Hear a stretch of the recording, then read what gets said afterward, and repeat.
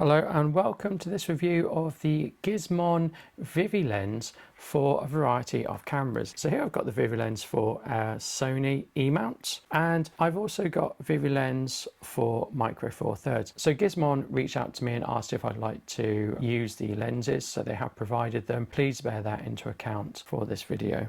So the lenses I've been sent are the same, but it's the mounting option that's different. So the idea of the Gizmon ViviLens is that it is a toy camera lens, and it gives you a bit of a toy camera and retro look. So I'm just unscrewing this at the moment because the set comes with a single lens with a lens hood, and it comes with an adapter to put onto your specific camera. As you can see here, this is a Micro Four Thirds adapter. So this is the ViviLens here. As you can see, it is a plastic lens. It is f/22 and there's no focusing mechanism. Now on the back, that's all you've got really. To mount it to your Micro Four Thirds camera, all you have to do is screw it into the lens mount.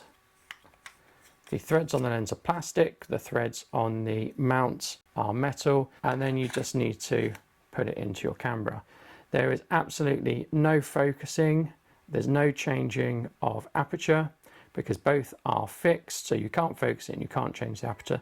So I'm going to head out to a Peace Patagonia structure in Milton Keynes to use the Sony version to do some video and stills work.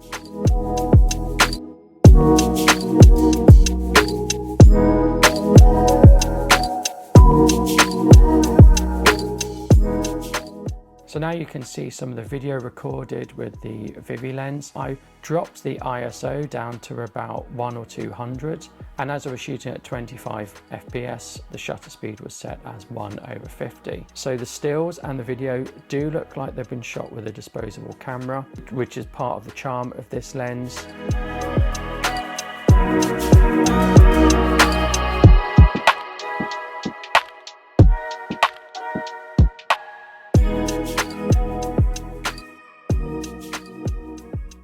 I've also swapped out and used this lens on a Sony, which is a similar lens. It's a 16mm pancake lens, but this goes down to f2.8, has focusing and has autofocusing as well.